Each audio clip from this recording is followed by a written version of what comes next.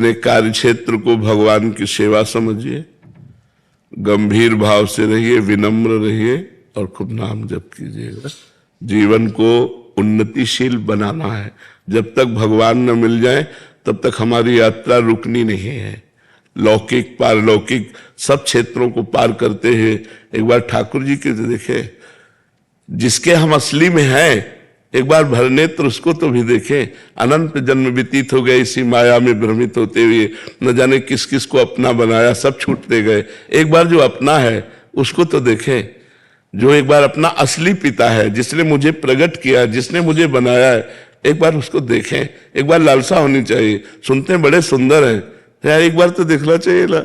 बड़े सुंदर हैं, देखने योग्य हैं, अपने हैं, प्यारे हैं, तो एक बार ये लक्ष्य बना लेना चाहिए कि आप चाहे जिस जन्म में मिलो, ये आपके ऊपर छूट है, लेकिन प्यारे अब मैं आपसे मिलना चाहता हूं। आपने सब सुख देख दिए, दिखा दिए, अब हम मुझे नहीं चाहिए, अब मुझे आप चाहिए। और अगर आप चाहिए तो सारे सुख आपके चरणों में अपने आप आ जाएंगे।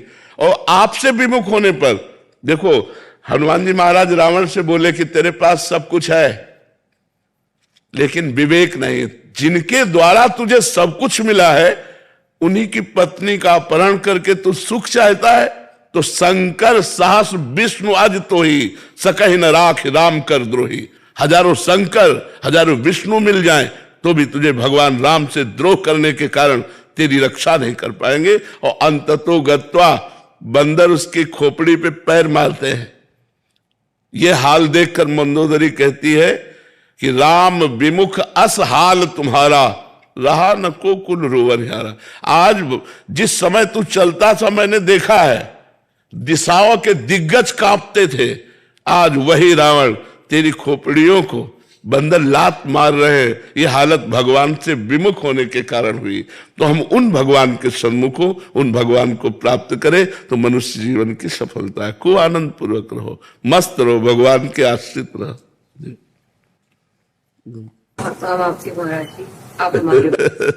हम सब श्री जी के हैं।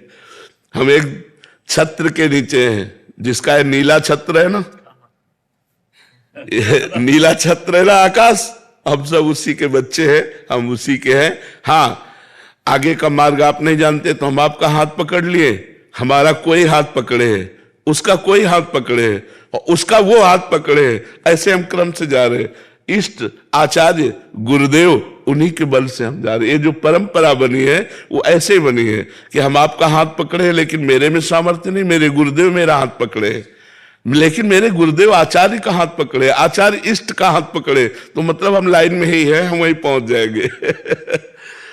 जय जय श्री हरि।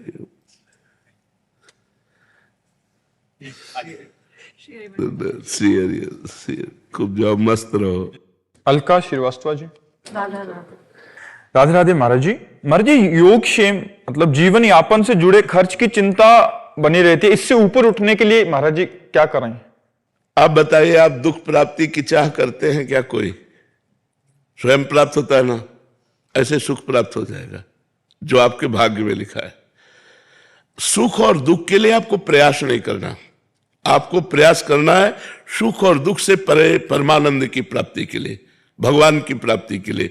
यदि आप भगवान की प्राप्ति के लिए प्रयास करते हैं तो आपको योगक्षेम की चिंता नहीं करनी पड़ेगी, क्योंकि स्वयं ठाकुर जी कह रहे हैं अनन्यश्चिंतयन्तो माम ये जनाः पर्युपासते तेषां नित्याभियुक्ता नाम योगक्षेमं वहाम्यहम्।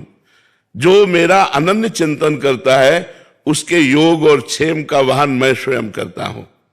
योग का तात्पर्य होता है प्राप्त जो है और अभी जो नहीं प्राप्त है, नहीं प्राप्ति की प्राप्ति कराने का नाम योग है, और जो प्राप्त है उसकी रक्षा करने का नाम क्षेम है। जो नहीं प्राप्त है वो स्वयं ठाकुर जी प्राप्त कराएंगे, और जो प्राप्त है उसकी रक्षा स्वयं ठाकुर जी करेंगे। वो देख रहा है योगक्षेमं वहाम्यहम्, वो ऐसे थोड़ी बोल रहा है, वो सच्चिदानंद है, वो सत्य नारायण है, वो जो बोलता है वो करता है। उन्होंने कहा योगक्षेमं वहाम्यहम्, मेरा सिर्फ कार्य है उसका आश्रय लेकर चिंतन करना, और उसका कार्य है व्यवस्था करना। हम जब उसकी शरण में हैं तो उसकी व्यवस्था अपने आप होगी। आप चाहे गृहस्थ हो चाहे विरक्त हो, सबकी वो व्यवस्था करता है। हम आपको कैसे बताएं, वो इतना आगे से आगे देता रहता है। आपको क्यों नहीं मिलता? क्योंकि आप अहंकार से अपना पोषण कर रहे हैं, भगवान से नहीं। मैंने ये किया, मैं ये करूंगा। अहंकार विमूढ़ात्मा करता अमित मन्यते, तो उतना ही मिलेगा जितना आप कर रहे हो। अगर ऐसे हो गए, एक होता है गोदनामा और एक होता है निजी कमाई। जो भक्त होता है वो गोदनामे में होता है। हमारा विश्वास, हमारा आत्मनिर्भर भाव, हमारी आत्मा भगवान है, उन पर निर्भर भाव, तो कहते योगक्षेमम वहाम्यहम्।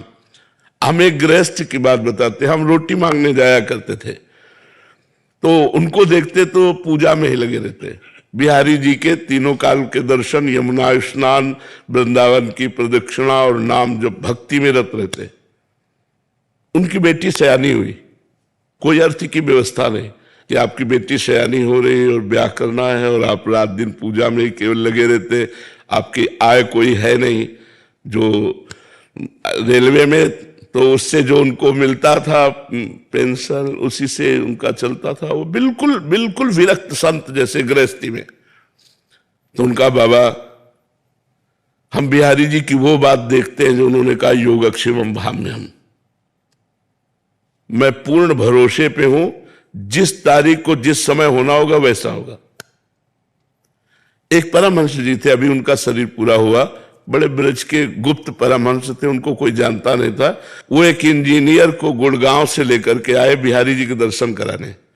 तो वो उनके यहां पहुंचे, पहुंचकर कहा कि तुम्हारी बेटी ब्याह लायक है यार, ब्याह नहीं करोगे? तो उनका कोई संयोग बैठेगा तो देखेगा, हम तो बिहारी जी के ऊपर है। तो कहा ये इंजीनियर है, ठीक रहेगा? इंजीनियर से कहा लड़की ठीक रहेगी? उन्होंने कहा जी 5 मिनट हम बात कर लें। बोले बात कर लो, ब्याह हो गया। कैसे बिहारी जी करते, कैसे व्यवस्था करते? योगक्षेमम वहाम्यहम्। ये कोई भगवान ने मजाक नहीं की, गीता जी में स्वयं भगवत वाणी, पर हम ऐसे नहीं हो पाते। हम कहते हैं ऐसे रहो, तुम बचाने की कोशिश मत करना, तलवार आएगी और तुम्हारे गले में हार बन जाएगी, वो तुम्हारे गले को छू भी नहीं सकती यदि भगवत आश्रित हो। 5 वर्ष का बालक प्रहलाद है, त्रिभुवनपति हिरण्यकश्यप है, आग में जलाता है, जहर पिलाता है, हर कोशिश मारने की करता है, लेकिन 5 वर्ष के बालक का बाल भी बांका नहीं कर सका। और भगवान ने नरसिंह रूप धारण करके फाड़ के फेंक दिया उस वरदानी, विशेष विशेष वरदान प्राप्त किए हुए हिरण्यकश्यप को भगवान ने फाड़ के फेंक दिया। और 5 वर्ष के बालक का वो त्रिभुवनपति होने पर भी बाल बांका नहीं कर पाया। ऐसे भगवान हमारे हैं। भगवान की अनंत सामर्थ्य है, हम भगवान के आश्रित नहीं हो पाते, इसलिए हमें बात नहीं। अरे योगक्षेमम वहाम्यहम्, ऐसा मत सोचो कि केवल बाबा जी का ही योगक्षेमम वहाम्यहम्। भगवान अपने भक्त का योगक्षेमम। अर्जुन बाबा जी हैं क्या? अर्जुन के रथ की बागडोर पकड़े हुए अखिल ब्रह्मांडों का नायक वहां बैठा जहां अर्जुन की जूतियां है। रथी जब खड़ा होता है तो उसकी पादुका जहां होती वहां सारथी का निवास। कौन है? ध्येयम सदा परिभवग्नम अभीष्ट दोहम तीर्थास्पदम शिव विरंच नुतम शरण्यम भृत्यार्तिहम प्रणतपाल भवाब्धिपूतम वंदे महापुरुष ते चरणारविंदम। जो भगवान शंकर ब्रह्मादि है, जिनके चरण रज की वंदना करते हैं, वो भगवान श्री कृष्ण है। और बैठे कहाँ है? सारथी बने बैठे हैं। तो हमें विश्वास होना चाहिए, विश्वास के बिना भक्ति नहीं और भक्ति के बिना सदगति नहीं। इसलिए चाहे गृहस्थ हो चाहे विरक्त हो, भगवान पर विश्वास करो, उसका चमत्कार देखो, उसका चमत्कार देखो, भगवान कैसे रक्षा करते हैं। महाराज जी, आपने बोला कि अप्राप्त की प्राप्ति और जो प्राप्त है उसकी रक्षा करते हैं प्रभु। महाराज जी, यहाँ जब मनोकामना वाली बात आती है कि हमने भगवान से मांगा फिर दिया नहीं, क्यों दे? भगवान तुम्हारे नौकर है। तुमने तपस्या की, तुमने साधना की, तुमने उपवास रखे, तुमने व्रत रखा, तुम तीर्थ याटन किए, तुम कितना नाम जप किए, क्यों दे दे? हमने बताया है कि 2 प्रकार से भगवान देते हैं। एक तो होता है अपनापन, जैसे ये हम दुनिया जो है हमारे भगवान की एक दुकान है, मेरे मालिक की दुकान में है सबका जीवन खाता। अब इस दुकान पर जब हम जाते हैं और हम कहें जरा सोने का हार दिखाइए, लीजिए पैसा आपको देना पड़ेगा। अच्छा, घर का आदमी गया और उसने कहा ये हार तो हमें बहुत पसंद है, ले लीजिए, उसे पैसा मांगेगा क्या? तो या तो भगवान के बनो, तो आप मेरा स्वामी है, मैं उनका दास हूं, वो मेरा पिता है, मैं उनका पुत्र, जिधर चाहूं, जो चाहूं, जब चाहूं, जहां चाहूं वहां उपस्थित करवा दूं, क्योंकि वो अखिल सामर्थ्यशाली है। या तो घर के बनो, उनके दास, उनके निज जन बनो, उनके सखा बनो, उनको प्रीतम मानो, और या फिर तपस्या करो, तपस्या करो और फिर भगवान से चाहो। तो जैसे श्री ब्रह्मा जी ने कर्दम जी को आदेश किया, जाओ गृहस्थ धर्म स्वीकार करके संतति उत्पन्न करो। श्री कर्दम जी ने सोचा, बहुत ज्ञानी महापुरुष थे, तो उन्होंने 10,000 वर्ष तपस्या की। दाहिने पैर के अंगूठे के बल खड़े होकर हाथ उठाकर 10,000 वर्ष तपस्या की। भगवान प्रसन्न हुए तो उनका, मुझे मेरे योग्य पत्नी चाहिए। तो आदि सम्राट महाराज मनु की पुत्री देहूति, भगवान ने कहा वो परसों आएंगे और आपका ब्याह कर देंगे। पत्नी भी चाहिए तो 10,000 वर्ष, तो कलयुग में 10,000 वर्ष तो जीला नहीं, 80 वर्ष जीला यार। 10 दिन तो भजन करो, कुछ चाहिए तो भजन करो। ऐसे थोड़ी कि बोल दी जाके कि तुम्हें 100 किलो लड्डू खवा दे, भूखों मर रहे हैं। अरे पूरे विश्व ब्रह्मांड को भगवान पवा रहे। अच्छा, ये काम नौकर से कहा जाता है। मालिक को तुम नौकर समझ रहे हो कि तुम्हें 50,000 का फूल बंगला बनवा देंगे, हमारा काम कर दो, ऐसे नहीं होता। या तो इतनी तपस्या हो, आपका भजन हो, व्रत उपवास हो, तीर्थयाटन हो, तो मांगिए, अनुष्ठान कीजिए तो पूर्ति होगी। या आप भगवान के बन जाइए कि नाथ आप मेरे स्वामी हैं, मेरी आवश्यकता है, तो भगवान उस आवश्यकता की पूर्ति निश्चित करेंगे, निश्चित करेंगे। विश्वास कीजिए। अगर दो में से आपका कोई न तप है और न संबंध है तो ऐसे मांगने से नहीं मिलता। ऐसे मांगने से तो सब लोग मांगते रहते हैं भगवान से, ऐसे थोड़ी सुनते हैं भगवान। हमारी बात मान लो, भगवान को अपना मान लो। अपना मानने में क्या जाता है, वो तो अपने है ही। और फिर प्यार से उनसे बात करो, वो सुन रहे हैं, मान लो छवि के सामने ही आप ऐसा।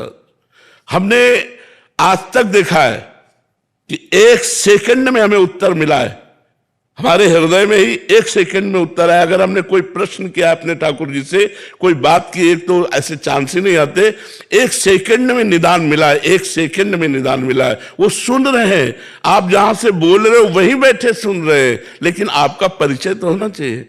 आपने परिचय तो संसार में किया, भगवान से परिचय किया नहीं। भगवान को केवल एक माना अपनी वासनाओं की पूर्ति का क्षेत्र, सो ऐसा नहीं है। वो भगवान है, बहुत चतुर है, बहुत खिलाड़ी है, ऐसे हाथ में आने वाले नहीं है।